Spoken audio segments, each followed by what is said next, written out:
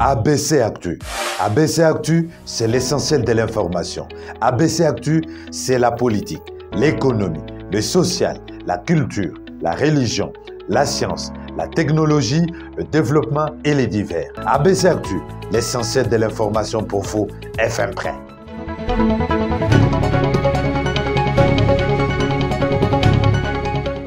Vous informer notre devoir, ABC Actu vous propose les grandes lignes de l'actualité. Promotion de la femme et forte participation aux élections à tout le niveau du genre féminin. C'est autour de ces sujets que la synergie de femmes de la société civile, CIFES, a discuté avec le secrétaire général du parti Ensemble pour la République, l'honorable Dieudonné Bolenguetenge Baléa, au cours d'une audience leur accordée ce vendredi 7 juillet au siège du parti. La délégation conduite par Rose Mouchanga, directrice de cette structure, explique l'objectif poursuivi de la CIFES après échange. Nous avons commencé une série de plaidoyers pour la participation politique de la femme. Nous sommes venus ici pour demander à l'ensemble de la République de pouvoir penser dans les listes électorales qu'ils vont déposer à la CENI, de penser à l'article 13 de la loi électorale qui demande que 50%, si un parti politique ou un regroupement politique aligne 50% des femmes, il n'y aura pas de caution à payer. Nous sommes venus les rappeler que c'est un avantage pour les partis politiques de ne pas payer la caution si vous alignez 50% des femmes. Mais aussi, nous avons demandé que pour la promotion de la femme, il faudrait que les partis ici, les regroupements politiques, pensent à aligner 50% des femmes. Ça va aider à ce que le pays puisse avoir plus de femmes élites. Et les femmes élites, plus de femmes élites, c'est plus d'une bonne gouvernance. Les femmes gouvernent mieux. Les femmes ont déjà montré les hommes ont déjà montré leurs limites. Donnons la chance aux femmes de pouvoir amener leurs touches de gestion pour qu'on puisse voir si le pays ne va pas démarrer. Prêt et affûter ses armes, elle demeure l'élément clé de la classe politique congolaise afin d'en sortir vainqueur. Le choix porté sur Ensemble pour la République de Moïse Katumbi est pour l'encourager à mettre en valeur la femme pour une bonne gouvernance.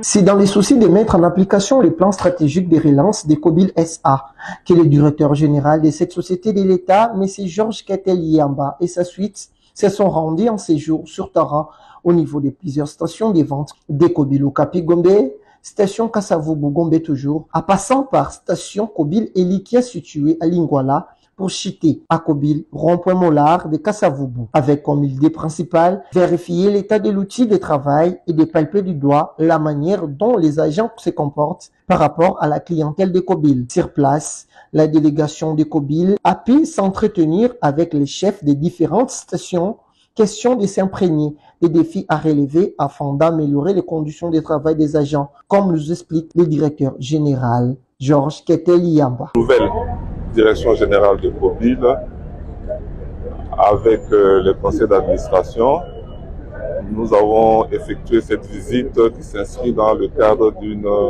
visite d'inspection des stations de Kobil pour voir un peu comment ça fonctionne sur le plan environnemental, sécuritaire et hygiénique, comment ça se passe, et sur le plan capacité de vente, matériel installé. Donc, une visite de contrôle et d'inspection pour voir un peu comment ça marche. Et c'est ce que nous venons d'effectuer. Nous avons visité 4 de nos stations. Comme ça, on a une idée de l'activité que nous sommes appelés à diriger, à contrôler. C'est un programme que nous avons établi. On a commencé aujourd'hui avec 4 stations. Et le jour prochain, on va essayer aussi de faire le tour de 4 ou 5 stations jusqu'à ce qu'on va visiter toutes les stations. Et il n'y a pas que les stations. Nous avons un dépôt à Kingabois, nous avons des entrepôts, nous avons des biens immobilisés et nous allons procéder à la visite de tout le patrimoine de Kobil à travers la ville de Kinshasa. Oui, Kobil a 38 stations avec 10 stations en location. Donc ça fait 48 stations au total dans la ville de Kinshasa. Toujours à la pointe, le président du conseil d'administration de COBIL, Jean-Thierry Monsinepo, a rappelé les contours de cette tournée. Nous avons été invités par la direction générale pour participer à cette visite qui a été initiée par elle. Nous ne pouvons que féliciter cette initiative. C'est la preuve que l'actuel DG incarne la vision du chef de l'État, celle d'être proche du peuple, parce qu'il a décidé de quitter ses bureaux pour être un homme de terrain, pour constater ce que la clientèle de COBIL vit, pour palper du doigt ce que les agents de COBIL vivent, mais aussi pour voir l'outil dans quel état il se trouve. Rappelons cependant que cette descente a connu la participation de plusieurs cadres de cette société, dont Madame la directrice générale adjointe Diena Bassiala, sans oublier les directeurs commerciaux. L'agriculture demeure la priorité des priorités au Kasaï oriental. Elle permet de répondre d'une manière efficace à l'épineuse question de l'insécurité alimentaire.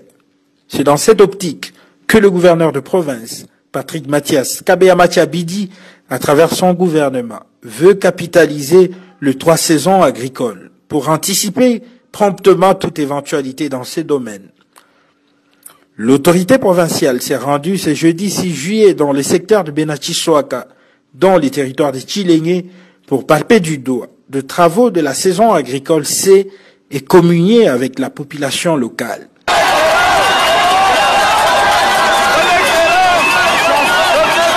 Pour commencer, le chef de secteur a souhaité la bienvenue en ces termes. Depuis l'histoire du Kasaï oriental, vous êtes de tout premier gouverneur à fouler ses pieds dans ces secteurs. C'est un honneur pour la population locale. Merci pour la proximité, a indiqué le chef de secteur avec enthousiasme.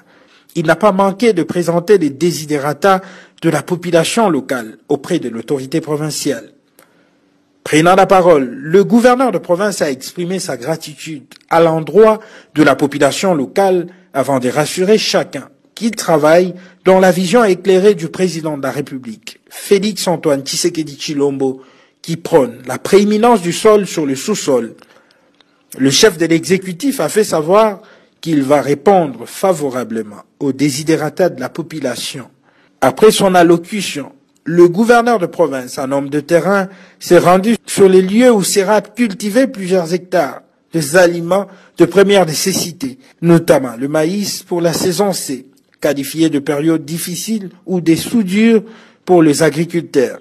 Le gouverneur de province est déterminé à lutter farouchement contre l'insécurité alimentaire dans sa province, car le domaine agricole demeure l'un des domaines prioritaires de sa politique.